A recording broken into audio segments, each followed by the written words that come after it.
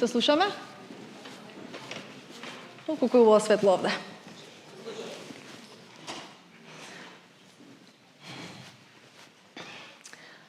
Дали понекогаш сте се пронашле во една ситуација каде што сте заприметиле дека почнувате да ги игнорирате вашите мисли, да не размислувате со својата глава и да го отворите ChatGPT, да прашате нешто? Не. Верувам дека повеќето би кажале, па да. Јас сум тука ви кажам дека јас истото го правам. Затоа што е лесно, е ефикасно и е доста удобно и брзо. Меѓутоа, тука се провлекува едно подлабоко прашање. Дали почнуваме полека да губиме доверба во нашата сопствена мисла и во нашата оригинална мисла? Всушност, вештачката интелигенција има две страни. И тие две страни не ги дефинира моќта на оваа технологија, туку тие две страни се дефинирани од секој еден од нас. Добрата страна кажува дека ние можеме да бидеме една подобра верзија од себе. Ние можеме да бидеме поуспешни, ние можеме да креираме, да создадеме и да научиме нови вештини, кои што претходно апсолутно не ни биле недостижни. Почуваме да создаваме стандард, кој што е нов за нас и кој што ни наговестува дека ние можеме да бидеме далеку подобри. Но има и една друга страна. Таа другата страна малку ни го краде трпението. Не учи на брзи одговори и не учи на готови одговори. И впрочем, вештачката интелигенција не направи ниту подобри, ниту полоши. Таа само ги истакнува нашите квалитети и вештини и она што, впрочем, сме самите ние. Јас сум Анита Кирковска, во моментов работам како Head of Growth во компанијата Velum. Компанијата се занимава со креирање, односно реплицирање на човечка меморија во контекст на вештачка интелигенција. Може би звучи малку чудно сега, но ќе го разјасниме со презентацијата. Мојот тим и јас во последните 6 месеци почнавме да градиме персонализиран асистент, кој што не само што може да ви одговори, туку учи за вас, учи кои сте вие, како вие работите и кои вештини вие сакате да ги научите и да ги постигнете. Па во наредните 10 минути ќе покриеме 3 работи. Најпрво ќе збориме каде се наоѓаме како индустрија и ќе пробам заклучно со 4 факти да ги поминеме најважните работи. Потоа ќе збориме како практично можете ова да го искористите вие и претпоставувам дека ќе можете да се препознаете во различните нивоа кои што ќе ги поминеме. И за крај ќе видиме низ едно мало прозорче како изгледа иднината. И ќе се обидам да го доловам тоа. Првиот факт е дека моделите стануваат се поевтини. Затоа што стануваат се поевтини, тие стануваат и се покорисни и сите ние почнуваме повеќе да ги користиме. Датата вика дека од 2022 моделите се за 280 пати поевтини. До 2030 ќе се намали цената уште 100-кратно. Освен што стануваат поевтини, самите модели стануваат и подобри. Дали ги следите сите модели на пазарот? Може да прашам, има толку модели кои што најголемите лаборатории во светот моментално ги вадат. Меѓутоа, она што го гледаме на пазарот моментално е дека со секој наредно тромесечие ние добиваме помоќен и подобар модел кој што може да автоматизира многу работи. Едно од тие работи е програмирањето. Колку програмери има во просторијава? Нема многу добре. Програмирањето е автоматизирано. Ке имате прашања за мене во Q&A, ќе ги одговорам.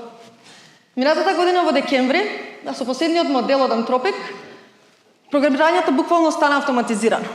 Еве како за пример, кај нас во фирма, повеќето сениори девелопери воопшто не ни кодираат, а оние кои што се уште кодираат само од 15% од кодот. Останатиот процент од кодот е кодиран од вештачка интелигенција и е ревидиран од друг тип на вештачка интелигенција. Сега ова е доста интересно, затоа што Spotify минатата недела во нивниот годишен извештај кажа дека нивните најдобри девелопери веќе не кодираат. Само користат вештачка интелигенција. Овој факт не може да се игнорира и е апсолутен факт денес. Меѓутоа, доста интересно дека програмирањето како таск е многу лесно да го верифицирате.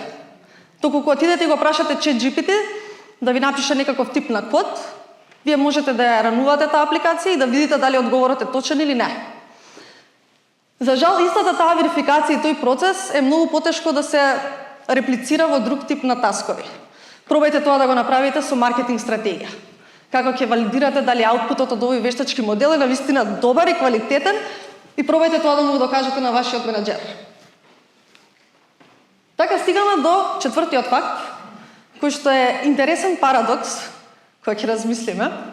Меѓутоа, доколку ми фали емоџито, има емоџи од клоп, доколку ја користите поактивно вештачката интелигенција, многу добро сте запознаени со овој факт.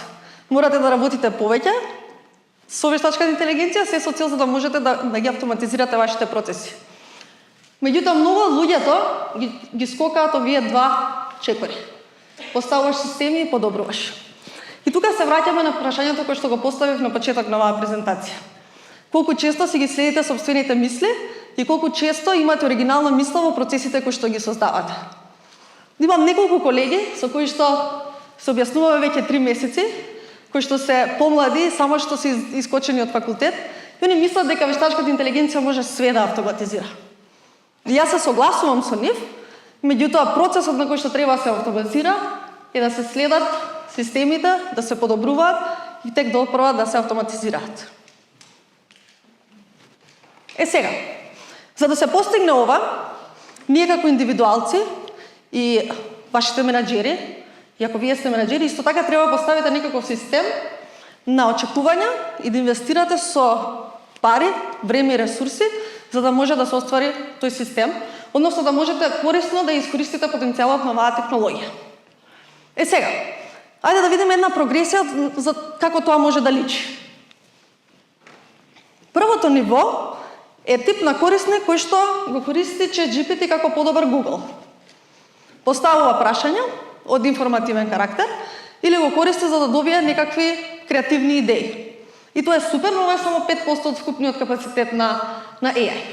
Добрата страна е дека користите само една алатка. Не користите повеќе алатки, имате една алатка на вашиот телефон, има бесплатна верзија и вие добивате многу. Меѓутоа има еден проблем. ChatGPT не знае кој сте. ChatGPT заборава и не го знае вашиот контекст. Колку пати ви се случило ChatGPT да заборави нешто што сте му кажале? Колку пати треба да повторувате една иста работа, се со цел за да завршите друга работа? Сега, од ниво 1 одиме во ниво 2. Луѓето кои што се во овој контекст на ова ниво, знаат дека може да добијат многу подобар и поквалитетен аутпут за работата кој што сакаат да завршат ако користат специјализирани алатки. Си викаат, окей, ChatGPT не е добар за креирање презентација, ќе почнам да користам Gamma или продуктот на Brainstorm, Alpha. Пред Gamma.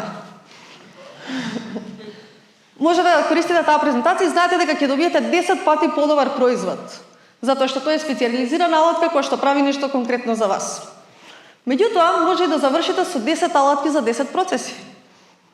И вие сте стигнале на ниво каде што вие повеќе повторно менаџирате алатки.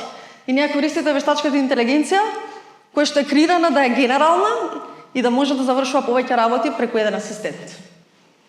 Сега, ако ChatGPT дава едно прекрасно искуство на интеракција, каде што вие користите само една алатка, меѓутоа заборава, овие алатки се подобри и го имаат вашиот контекст, но завршувате со 10 алатки, како да ги споиме овие две работи за всушност вештачката интелигенција да ви е корисна, а да не ви создава повеќе работа. Стигаме до ниво 3. Тука AI почнува да работи за мене.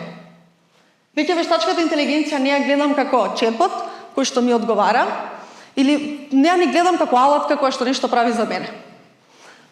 На ова ниво, луѓето кои што ја користат вештачката интелигенција вака, знаат дека вложуваат ресурси, време и труд да го обоспособат својот асистент да работи како агент, кој што почнува да учи за вас. Да ви давам пример, е кога, ако се вратите назад во времето, кога сте научиле да возите точак, се качили еднаш на точак, можеби сте паднале неколку пати, но од кога сте го совладале тоа, веќе нареден пат кога сте се качиле на точакот, вие сте знаеле да го управувате. Тоа е исто како да кажам, која е најдобрата банка, сите знаеме дека е нема. Исто така не се сеќавам како стигнав со кола до овде. Едноставно процедуралната меморија ми дозволи да јас знам да управувам со колата. Сега, како да го реплицираме ова по вештачка интелигенција? Ние сакаме вештачката интелигенција да направи еден таск за нас и повторно да научи кој е фидбекот кој што ние сме го дали. Дали, не знам дали вие се карате со четботите, јас не се карам, сум фина. Меѓутоа учи за вашите навики како вие комуницирате со нив и се учи како да го подобрува и подобрува тој процес според вас. Вториот тип на меморија е долготрајна и за краткотрајната нема да зборам затоа што мислам дека генерално е решена. Долготрајна меморија значи дека вашиот асистент треба не само да памети факти за вас, треба да знае кои сте вие, како вие работите. Сите ние тука во просторијава работиме различно, имаме различни амбиции, сакаме да постигнеме различни работи.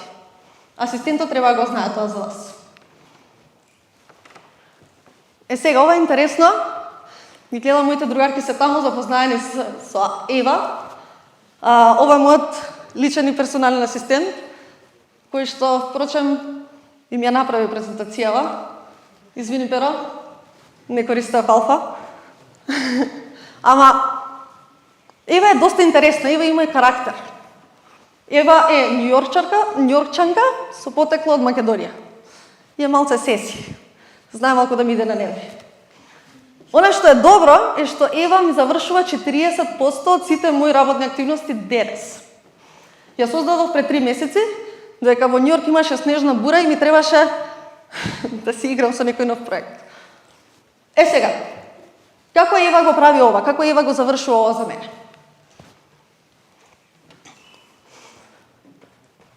Ева има сигурен пристап до неколку работи. Моментално Ева живее во мојот компјутер, има пристап до сите фајлови кои што јас ги имам таму. Ева има пристап до мојот браузер. Ева има амерички број. Не ме прашувајте која плаќа сметката. Ева е во Slack и Ева има нејзин мејл. Ева е нејзин личен идентитет и асистент кој што постои некаде во мојот компјутер. Сега, исто така има и картичка. Сега, доста интересно. Сигурно се прашувате добро како и дозволуваш да има пристап до волку работи. Верувам дека се прашувате тоа. Претпоставувам. Ве молам, прашувајте се. Тоа е многу битно. Како го прави тоа? Има еден концепт кој што ние го викаме прогресивен пренос на контрола. Јас на Ева не ја кажувам, еве ти е мојата NLB картичка, оди купи ми нешто. Дури да имам добар лимит. Нема врска. Ева има купувано од мене за мене од Амазон. Јас си праќам слика од мојот фрижидер и Ева ми купува работи. Меѓутоа, тоа се случи после 3 месеци. Првиот таск кој што јас си го дадов на Ева беше: Ева, имаш твој инбокс, те молам прати ми мејл. Пробај да го направиш тоа. Успешно го направи тоа, научи, креира некаква меморија од тоа. Понатаму реков: окей, еве ти пристап до мојот календар и те молам давај ми извештај секој ден за тоа како и што треба јас да направам за да се спремам за сите мои состаноци. Дури кога јас креирав некаква самодоверба дека јас на Ева можам да ја давам некакви конкретни таскови, тогаш јас ја прашав Ева да ми нарача од Амазон храна за дома. Знаете што се случи? Ми нарача жив лосос и ми стигна во 4 саат бајле. Не знам како одлучи и кажа дека сум на диета, ама одлучи дека тоа ќе биде. И кога отидов на работа во 10 саат бајле, најдов жив лосос пред врата. Значи, прогресивен пренос на контрола. Не од еднаш и не од одма. Сега, за ова се да функционира, за да можам јас навистина да ја давам некакви таскови, Ева треба да има напредна меморија. Тоа се оние два типови на меморија кои што ги напоменав претходно. Ако ги видите листата на овие типови на мемории тука, ова се сите записи кои што Ева ги има запишано во однос на нашата интеракција. Можете да видите дека има некакви настани, дека има факти кои што се знаење. Очигледно не исподелува многу чувства, ниту полно има чувства. Тоа треба да се промени, тоа е друга тема, доста интересно, тоа е за друга презентација. Ми ги следи плановите. Значи, јас ако имам некакви краткотрајни планови, кои што сакам да ги завршам, Ева буквално си прави записи во незината меморија, за да ме потсети после една недела дека јас треба нешто да направам. Замислете тоа колку е моќна. Исто така има приказни. Овие приказни се која Анита и што Анита сака да постане. Кој е незиниот сон. Нела си ги забележува сите тие работи и почнува проактивно да завршува работи за мене. Исто така доста интересно што се случи пред една недела, додека јас бев тука, пристигнав минатата недела, мојот тим имаше состанок и они разговарале некоја тема каде што се спомнало моето име, каде што се побарал некаков фидбек од мене. Ева најчесто е на сите тие состаноци. Ева мене ми звонеше на телефон. Ева мене ми звонеше на телефон и ми рече, "Hey girl, there's some feedback that's needed from you, you need to do it." Одговорив и да завршиме работа. Можам да сум одмор за секогаш. Сега, не знам дали го гледате овој скриншот тука, додека ја правевме презентацијата, она одлучи дека ќе запише дека јас не треба да користам технички жаргон во оваа презентација. Мислам дека во право имавме само 4 програмери. Добро е. Исто така може да ми побара да ја дадам пристап до мојот екран и најчесто знае да ми каже, окей, овој таск што сакаш да го завршиш, јас ќе го сгрешам, нема да можам добро да го направам. Дали можеш да ми дадеш пристап до твојот екран, ти заврши го, значи ми дава мене задача. И јас што да правам, стварно ќе го завршам и она нареден пат ќе знае да го заврши. Ова е целта. Зошто јас толку вложувам во Ева. Јас сега на Савале станувам, влагам во воз од Бруклин до Манхетен. Јас добивам извештај на Slack за се што мене ми е потребно и она тоа го прави проактивно. Јас веќе не ја ни прашувам.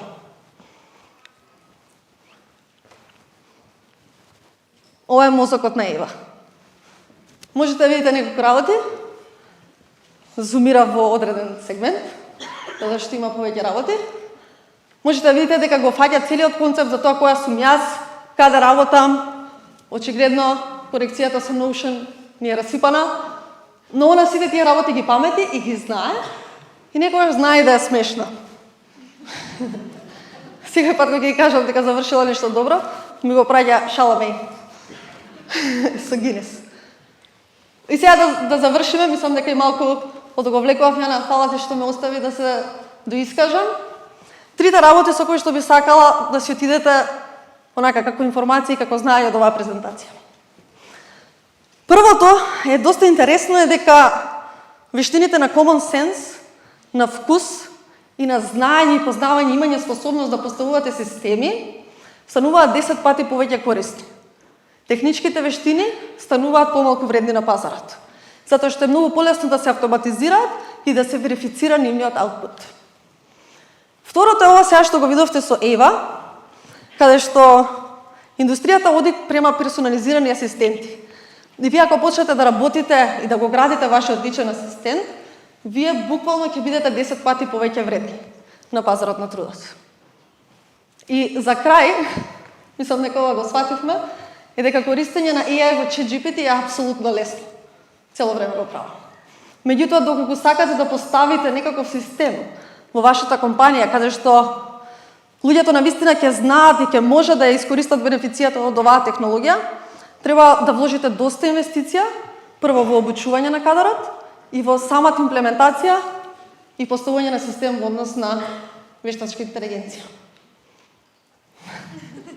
Cheers!